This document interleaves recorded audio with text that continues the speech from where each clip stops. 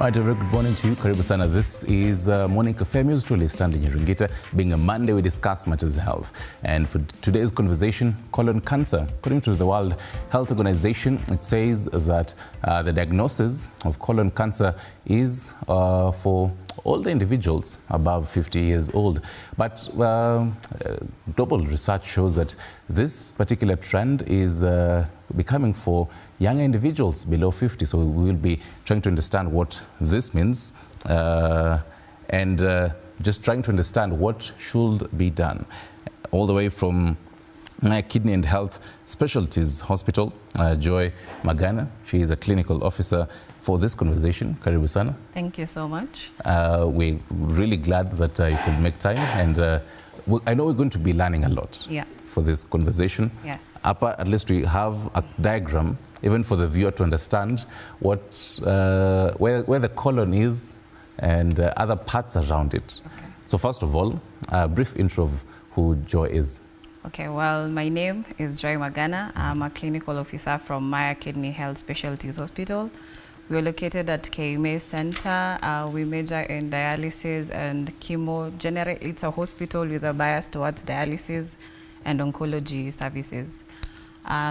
So today we'll discuss about colon cancer, and what cancer is generally is an abnormal growth of cells that is uncontrollable and can spread to other organs, leading to what we call metastasis. So colon cancer is basically just the abnormal growth of cells in the colon that can spread also to other organs. And in this here, this is the colon itself, the large intestines. Okay. And so when you have colon cancer, it's most likely to spread to the rectum as well. Right.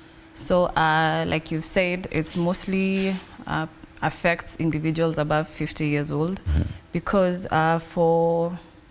it takes a lot of time before the symptoms occur. Right. Like you can see, for example, a polyp. Polyps are very common in the younger generation. So it takes a while before the symptoms occur and it grows up to a cancerous cell. So what we do in terms of, there's this thing called screening, where you it's a checkup to detect early signs of cancer. Right. So for younger individuals, it's usually recommended for them to do flexible sigmoidoscopy, which is basically just a colonoscopy that uses an electrode with a camera to go inside your colon. And so through the rectum now? Through the rectum. Okay. It's very uncomfortable and kind of painful, but very manageable. So it goes through your rectum all the way to the sigmoid colon, which is here, this area up to where the polyp is. Then it's advised to do that every 5 years. Okay. Yes. So when you mention young individuals, at what age are we talking here? Well, according to WHO, it's advised to start this screening from the age of 50. But because of the rising cases of colorectal cancers in younger individuals, it's advised to start from the age of 40. Oh, okay. Yes. So what 20s, and that is not no, that is in terms of the colonoscopy. Okay. Right. So for us, it's advised to do regular fecal, that is stool samples, every year or so, that can detect blood in stool and other changes in DNA, or these changes in DNA pick up cells from cancerous cells or polyp cells that will enable early detection and therefore early management of this disease. Yes. Is this for everyone, or for the whole annual kind of a checkup, or do you have to have specific symptoms so that you actually now go for this screening? No, for screening, you don't really have to have the symptoms. It's like breast cancer, how you go for breast ultrasounds or just check up at home. Yeah. So everyone actually is advised to go for the screening. But now, after the fecal test, when they show any abnormalities, is when now you are advised to do the colonoscopy. colonoscopies are not usually advised because it is a very uncomfortable procedure. So no one, it's not advised to put someone under to go through that if there's no symptoms. Right. So just the fecal test annually will help a lot in detection. All right. Yeah. The viewer watching us this morning, they're hearing us talk about symptoms, and they're wondering, what are the symptoms in you, just in case I might have come across them as well? What are they? And that, again, even for you, viewer, you can always chime in and engage with us, because we do this for you, really. Talk to us on our socials. 22047 is our SMS number. To text hapo, nitakuwa naangalia feedback yako. 0793267279 ndio namba yetu ya WhatsApp. And then you can call us live. We'll be glad to hear your voice. So tell us your name, where you're calling us from, and then throw in your question, specifically really on colon cancer, ujibu hizo maswali zote. So do that as well. Meanwhile, tell us about the symptoms. So the symptoms are, they're not usually here nor there. You can have rectal bleeding. Rectal bleeding is very common in colorectal cancers. Abdominal pain, fatigue, weight loss, which is unintended, meaning you're not really intentionally losing this weight, and paleness. You'll notice that you're pale or weak because of the blood that you're losing through your rectum. Yeah, so you see these symptoms can be a sign of anything, really. So when you have these persistent symptoms and you go to a nearby facility and you get treatment and the symptoms are still persistent, it's advisable to go to a specialist. All right. And most people are overlooked when they go to facilities because of these symptoms. Most are treated for amoeba. People are have been abusing metronidazole flagyl over the counter, and the symptoms are still not improving. So going to a specialist, getting a second, third, fourth, fifth opinion is really important. Health-seeking behavior is what will make these cases come down. Yeah, so I will advise this regular screening, and fecal test is not really invasive, so why not? All right, and I love the fact that you mentioned a wide range of some of the symptoms. Yeah. About 5 or 6 of them. But someone is watching and they're wondering, I've had a specific, let's say if it's for the fecal matter, maybe blood stains there. One, and it has been very consistent, just one of them. Yeah. Should they also go for some of this testing? As much as zote, but just one of them? Yeah, even one is enough to help diagnose. And especially if that one symptom is persistent. Okay. We're looking for persistency of these symptoms. It is very, very advisable to just go to a screening, go to a specialty, come to Maya, and we will check you out. All right, fantastic. Yeah. Let's talk about some of the risk factors. So they've had the symptoms. Yeah. They're wondering, what am I doing either wrong that might lead me to get colon cancer? Okay, so some of the risk factors, and risk factors are just factors that can make you prone to this cancer.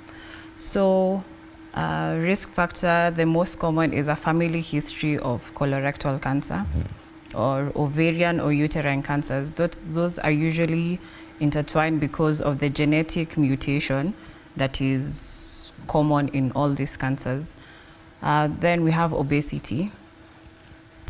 Obesity predisposes to this in terms of what we call cell turnover, which is just basically production of cells. In obese people, the production of cells is usually 10 times faster than the normal person, so it predisposes to this. We also have hereditary diseases, which is basically just the gene mutation that I was talking about. Alcohol consumption, smoking, those are very, very important risk factors to note. And also lifestyle, environmental factors like diet, excessive consumption of red meat, low intake of fruits, and low fiber diets can also predispose to this. Yes. Right. So some of these risk factors that we've talked about, I'd like us to look at some of them that are quite common in our lifestyle right now. Yes. And mostly really among the young adults, even before you actually reach age 40. Yeah. We talked about red meat, as well as even the processed foods, as well as alcohol and smoking as well. We can start with the red meat, because the argument yenye young people always have in Akonga, lakini si kuna communities that eat some of this red meat over and over. Utapata mtu ni mzee lakini hana colon cancer. What exactly is it about red meat and this processed meat that, for this diagram that you have here, the colon affects it? Okay, so the red meat and basically the diet that I'm talking about, most, especially in young adults, they don't optimize the fiber. And fiber is very important in the colon, in the makeup of the what we call the good bacteria in the colon. So this good bacteria normally turns the fiber into an enzyme that helps in reducing the chances of getting the colon cancer. And it also helps in reducing cholesterol levels, which in turn helps reduce the chances of getting colon cancer. And I will talk about health-seeking behavior, especially in young people. Like, we don't really care about our health, because we see that we're okay, we feel fine, we go out, we drink, we smoke, we party, without really considering even our genetic makeup and our family history. If we take like 10 young adults here and we ask them about the family history of either diabetes, hypertension, most probably mtu hajui at all. Even when we go to the hospitals, you're taking a history. It's really even hard to treat these people because they have no idea about their families. So I will advise them to go back to their history. Ask your parents if there is any history of any chronic disease in the family. And that will guide you towards what to do in terms of your health, including the red meat that you all like, and the fruits. I also hate fruit. Well, I don't like them, but I try to incorporate them in my diet. Right. Yeah. And still on diet, I've got a question here about gluten. Someone asking, is gluten okay when you have colon cancer? There's really no significant research that shows whether gluten is or is not. It's not here. It's neither here or there. But I will say it is okay to take it. Just in terms of food, the foods and diet that we should consider in prevention of colon cancer is high fiber diet. High fiber diet reduces cholesterol, improves our good bacteria in the gut, which helps in this. Also fruits, high water intake, yogurt. Yogurt has good probiotics. Calcium supplements, these 7C supplements that we don't like, the omega-3s, these are very good in preventing colon cancer. All right. Yeah. So you've carefully and well done told us about the risk factors, the symptoms. So someone watching you this morning, anashanga, hey, I might have everything that Joy is telling me. Nilienda hospitali na maybe nikaambiwa. I probably wasn't told about colon cancer, but niliona some of these symptoms. So they're wondering if they're going to go to Maya today. Yeah. And you'll be telling us where actually mnapatikana. What will the doctor be telling this patient? What kind of a conversation will they be having when this patient walks in? Okay. So hypothetically, this is a patient coming for screening. Yeah. First, we're located at KMA Center. It's in Upper Hill at 6th floor. So when you're walking into the facility for a checkup, maybe you have been experiencing these symptoms, or you've seen me here today and you'd like to get a checkup, we will start with family history, which will help us guide you in knowing how many times you should come for this screening. And then we will take a stool sample, Right. which shows the hidden blood, which is called occult blood in stool. Right. Kindly, let me interrupt you a bit. We have a live caller, being told Emmanuel from Makadara. Habari asubuhi, Emmanuel. Salama sana. Hello, Director nisaidie sauti hapa studio. Emmanuel, habari asubuhi. Salama sana Stanley, eh? Yes, asante sana for calling us. Do you have a question or feedback? Yes, nataka kuuliza daktari hapo. Yes. There was a time nilikuwa nikisikia sana uchungu kwa tumbo. Na hiyo kitu nikiwa around 17 years, na hiyo kitu ikakuja itaisha peke yake. Okay. So nauliza, inaweza kuwa shida ilikuwa ni nini juu mpaka saa hizi I don't experience the same. And also I want to ask her kama also hii inaitwa nini, minyoo pia inaweza changia such issues, eh? Kama nini inaweza changia? The minyoo, the worms, eh? Okay. Yes, anijibu hapo. Oh, okay, sawa. Right, asante sana Emmanuel kutoka Makadara. You as well can talk to us live on air 0795-045-864 ndio namba yetu. Tafuta credit tutupigie and Joe will be answering these questions that you have regarding colon cancer. Utakuwa na swali the number hapo chini. You've had Emmanuel's question? Yes, thank you so much, Emmanuel. So this pain that you had when he was 17, if I got that correctly? I think I've had he say for 17 years. For 17 years, yes, okay. Yes. Na ikaenda ikaisha. Okay. Yes. So just because the symptom is currently not there, I will still advise you to go for a checkup. It might not necessarily be colon cancer, but it might be something else, maybe gastritis or any gastrointestinal disorder that needs to be examined. And in terms of the minyoo, as we termed it, it doesn't really predispose to colon cancer, but it affects the good bacteria again in the gut, which in the long run might increase your chances to getting the colon cancer. But no. And just because I've said it doesn't mean you shouldn't take the deworming thing lightly. Most adults don't deworm. Oh, yes.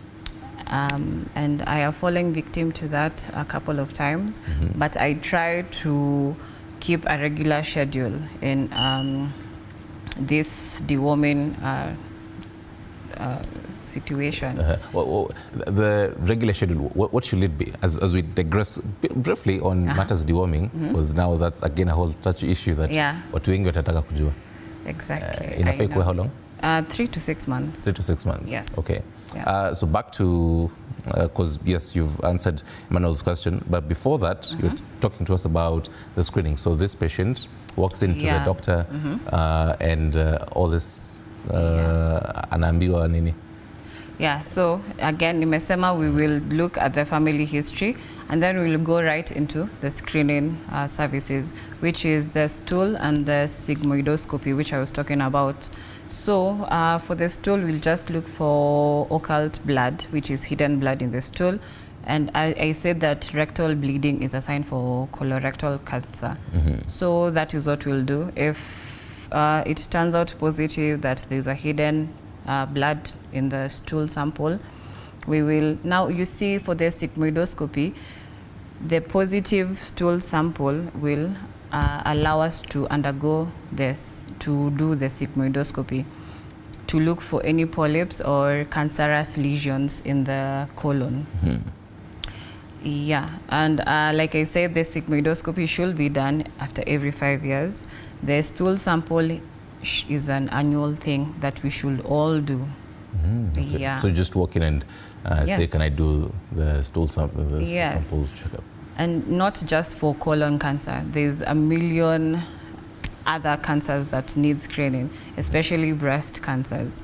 If you're a young adult, like myself, it's advisable to do a breast ultrasound.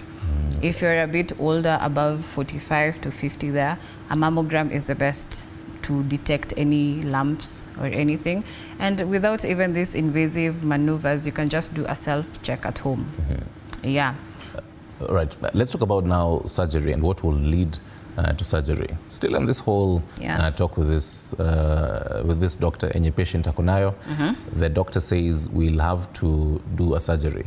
Yeah. What atakuwa ameona nini so that aseme we'll have to do surgery also because now there's stage 1, 2, 3, 4 of colon cancer. Yeah.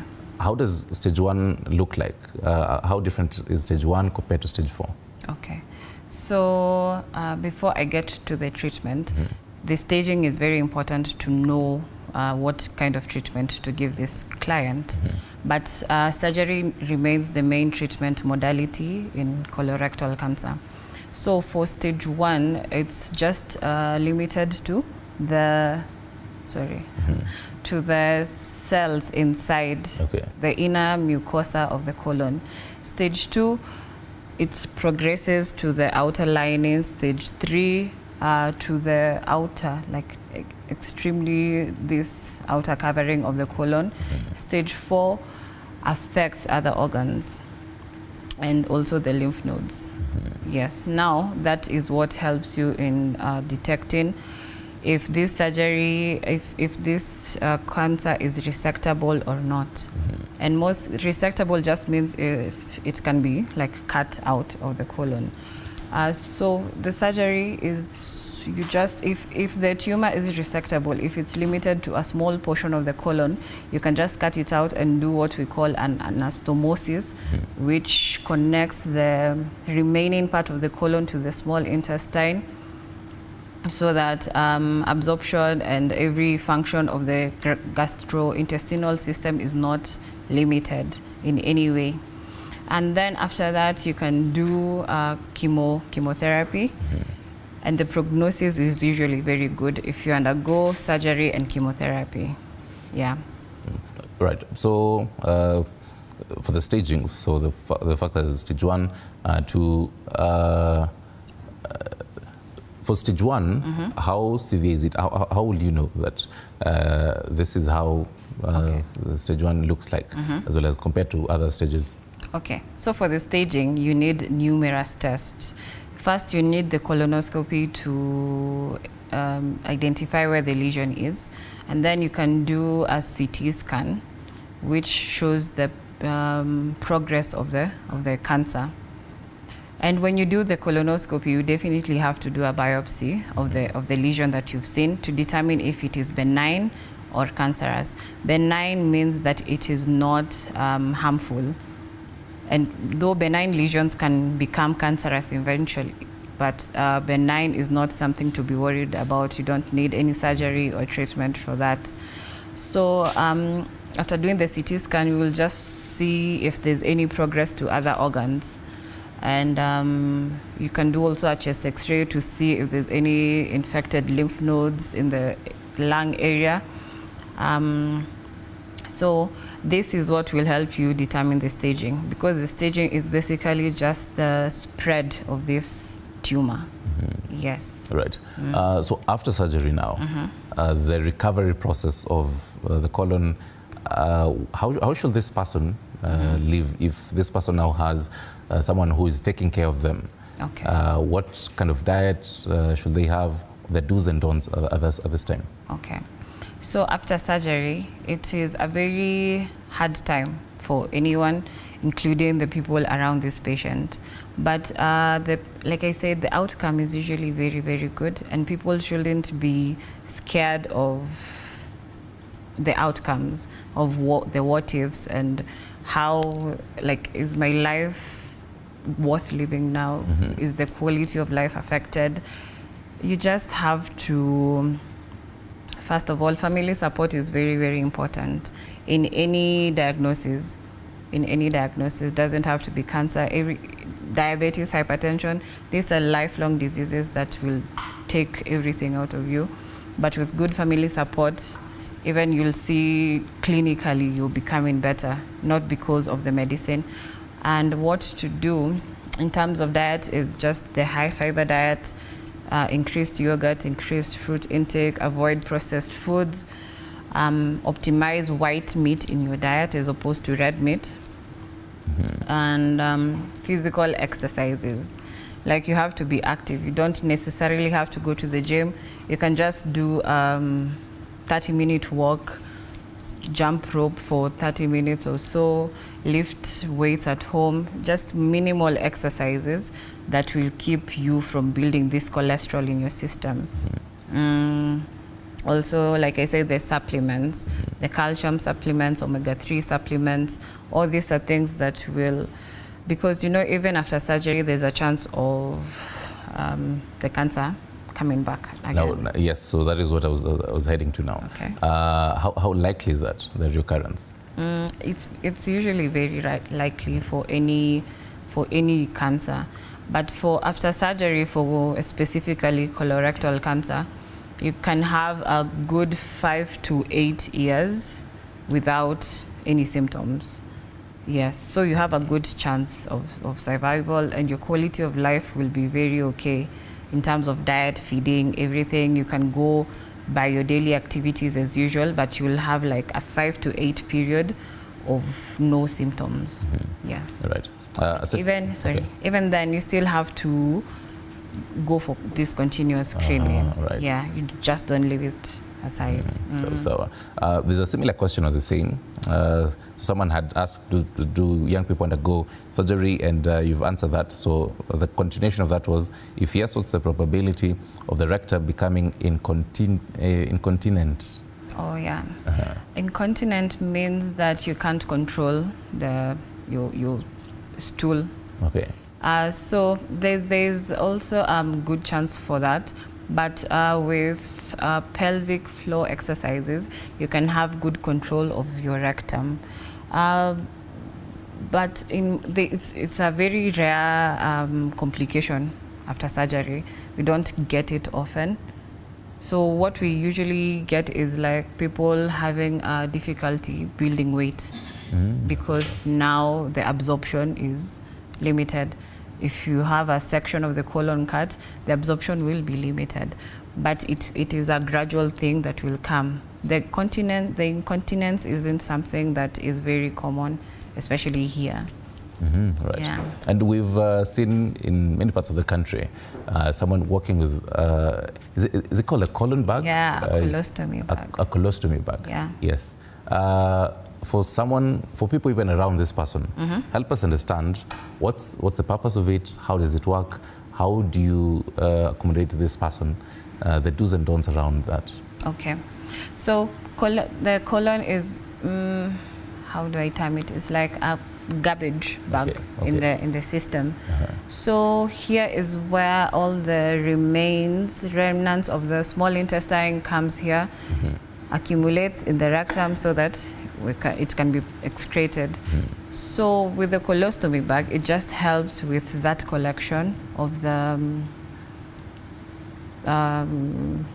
waste products here. So it's usually fashioned after surgery to help with the collection of that waste. It is something that it's very simple to apply. It's just a bag that, well, after surgery you have a hole here outside in your abdomen, so that the colostomy bag is positioned there to help collect that. It's something that you can take it off when it is full, reapply it again, and patients are taught to do this before they go home. Yes, it's a very simple procedure. It can be uncomfortable using it in your day-to-day activities, but it is very simple to apply. and reduces the risk of incontinence and infections also. Right. Just a reminder, 22047 is our SMS number. Talk to us on WhatsApp 0793267279. Tutafurahia sana kupata feedback yako. You could also call us live on 0795045864 as we talk about colon cancer in Kenya, particularly looking at young adults and why the numbers might be increasing over the coming years, particularly for young adults, just trying to understand what colon cancer really is. So we've really touched on the risk factors, symptoms, and what really it is. Yeah. Talk to us about how much young people really know about colon cancer, and even in now for you as the medics, Yeah. even in different hospitals countrywide, how common is it, and the prevalence rates as well? Okay. So cancer in general is the third leading cause of deaths in Kenya, and colorectal cancer is among the fourth most common cancers in Kenya. In 2018, there was a recorded total mortality of 937 with 1534 cases in 2018, according to the Global Cancer Observatory in Kenya. And in general, there is up to 2020, there have been 42,000 cases of colon cancer, and 27,000 cases up to 2020. So it is a very common thing, but in Kenya, the most common is breast and cervical, because of the gene mutation, which is very prevalent among the black people.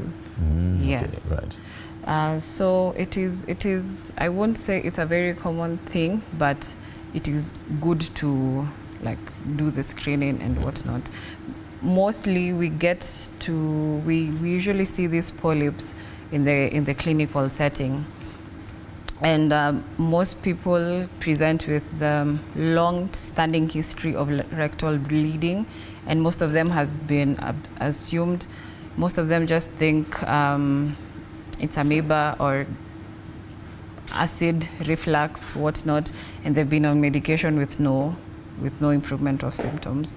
So yeah, we come across these polyps a lot as compared to the colon cancer. But I thought it is good to raise awareness for it as well, especially to the young people. Now, these cases are coming to light mostly to the young people, as opposed to the elderly generation.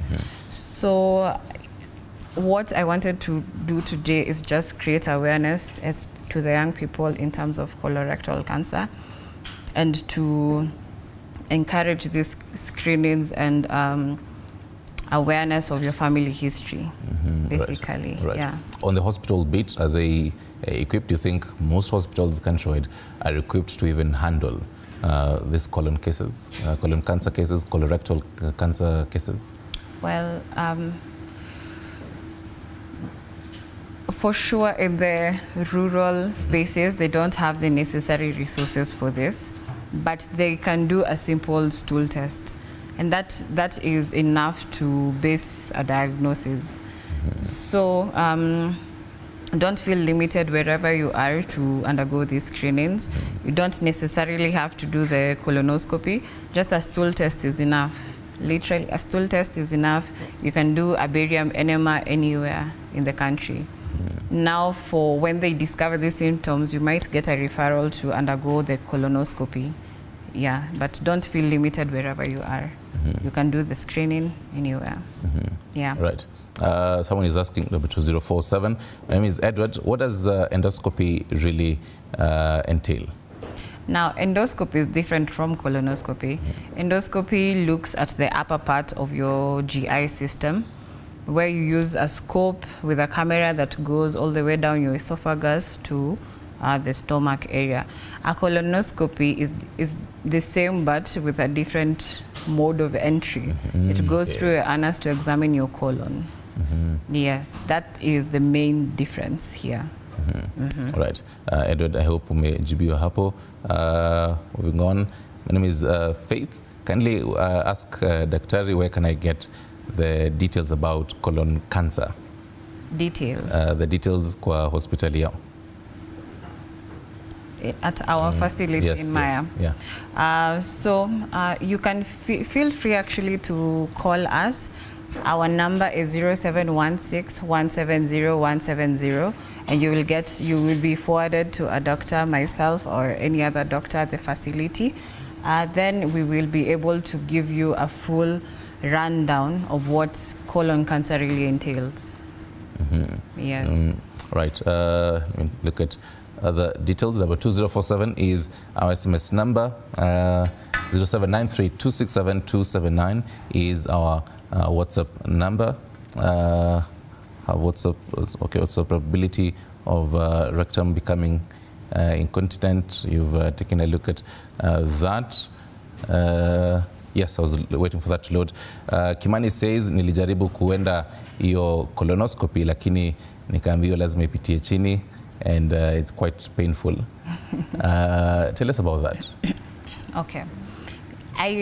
When I started, I said it's a very uncomfortable procedure, but okay, maybe it wasn't that way before, but we use sedation, which basically just numbs the area so you don't feel any pain during the procedure, and it will be a very smooth and flawless procedure after. I mean, during and after you will get medication to manage the pain because the sedation will wear off.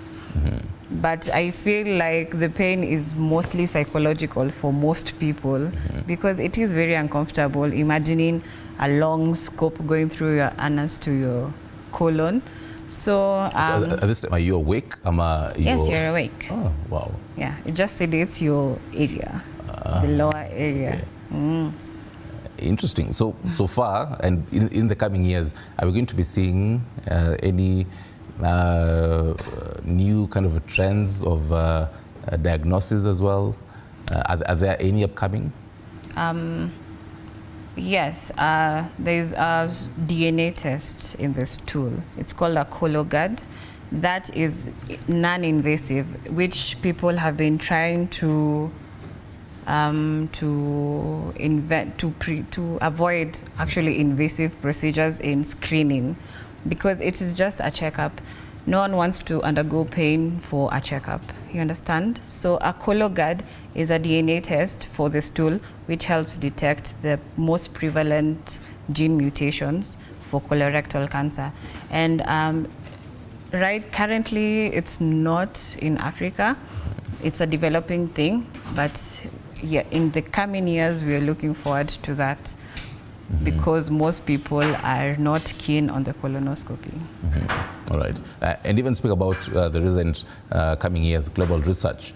American research on Cancer Institute shows that coming to 2030, the numbers of young people who are going to be patients of colon cancer is going to double all the way from 2015. Why do you think this is going to be? Do you foresee this kind of a trend also happening in Kenya? Yes, especially in Kenya. Most people are naive towards their health, especially in men. Men are not keen on their health, and they will get symptoms which will be ignored. People know that they're not supposed to do things, but still do it because they're feeling okay. They're feeling like their body is just fine. So they don't want that limitation in terms of how to live their lives. And healthy foods are, to be honest, very expensive. Right. They are very expensive, and when you try to incorporate these supplements as well, it becomes a bit challenging for people to get into their diets. Right. Kidogo, let me interrupt you briefly on that. We'll get back to that as we wrap up. But then we do have Simon from Githurai. Simon, habari asubuhi? Hello, Simon. Simon, kama unatupata, habari asubuhi. Do you have a question for Joy? Right, ni kama Simon amepotea. 0795045864 is the number to call us. Make sure umejibiwa maswali yote when it comes to colon cancer. And before I interrupted you, you're walking us through how this trend, you're going to be seeing it particularly in Kenya, and the kind of lifestyle changes that are going to be there. Yes. People have to understand that cancer is majorly a lifestyle thing. Apart from the gene mutation, it's mostly a lifetime predominant disease.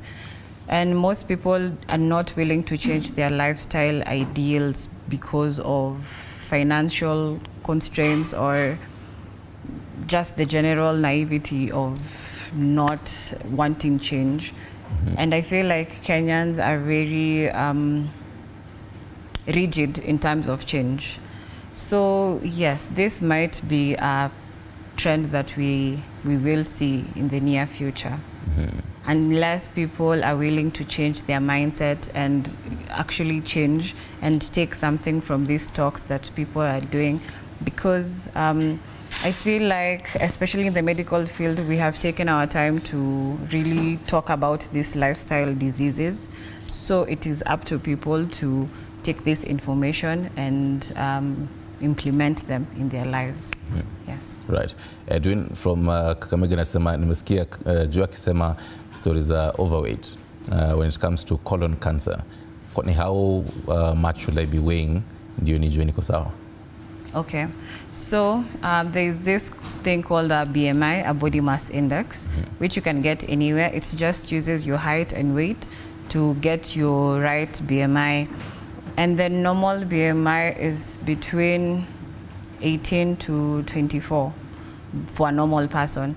So you should work to be within that range. I can't give you the ideal weight that you're supposed to be, but it should correspond to your height to be within that normal BMI range.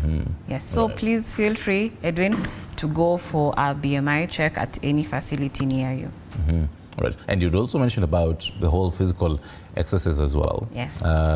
So this, how do you go about this if you have been diagnosed with colon cancer? Okay. What kind of, are there any kind of specific exercises that you you undertake at this point? Okay. When I say exercises, I don't mean gym and lifting a kiloton of weights. No. You can, like I said, you can just buy a skip rope, do a few jumps in the morning, walk to work if it's near you, walk back home, just general physical activities, plant a garden, washing utensils. It's just climbing stairs, any minimal thing that will help you keep you in shape.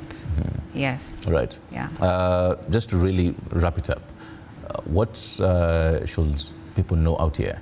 What should the viewer know when it comes to colon cancer and, as you say, the colorectal cancer? Okay. The takeaway home for them today. Cancer isn't limiting disease. It is preventable. I think that is what people need to know. Cancer is preventable. It is not it's not set in stone that it will ruin your life, that if you have this lifestyle changes, you can prevent it. And screening is also very important in this setup, in this colorectal cancer disease. So my take home to you is it is preventable. Screening is very important. Knowing your family history is equally important. And I hope that you will be able to walk to any facility near you to get this screening, or come to Maya. Like I said, we are located at KMA Center, 6th floor, to get this screening test done for you. All right. Julie from Kinangopa nauliza, how much is the cost ya hiyo colonoscopy nikikuja hapo hospitali yao? So, Julie. Yes. Julie, kindly call this number. I hope you can hear me. 0716-170-170. Nazarudia the number probably twice and slow, so that mwenye anaandika chini iandike vizuri. 0716-170-170. 170. There is an offer currently ongoing for the screening. We have a discounted price for you guys when you're walking in. All right. But then I think roughly, because that is one of the biggest questions that Kenyans always want to know. How much am I going with when it comes to my budget for this? First of all, because ulikuwa umetuambia vizuri story ya screening, and then later mtu ambiwe you have colon cancer, maybe stage 1, 2.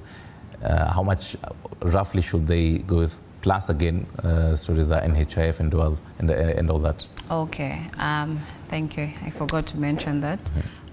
Well, normally the colonoscopy is 12,000, but for the screening purposes, we will do them at 9,000 for the screening purposes.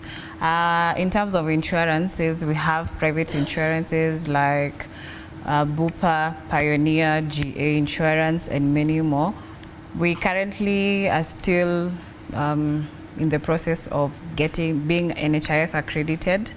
So, but if you have the private insurances, please feel free to walk in.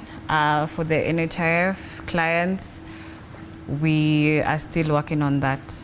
Yeah, but for the discounted fee, it is 9,000 currently. Right. Yeah. Ms. Kio Maneno, continue talking to us, 22047. Even as we really wrap it up, you've had the number that you've been provided for Maya health specialists and kidney. Thank you very much. You're welcome. Joy Magana.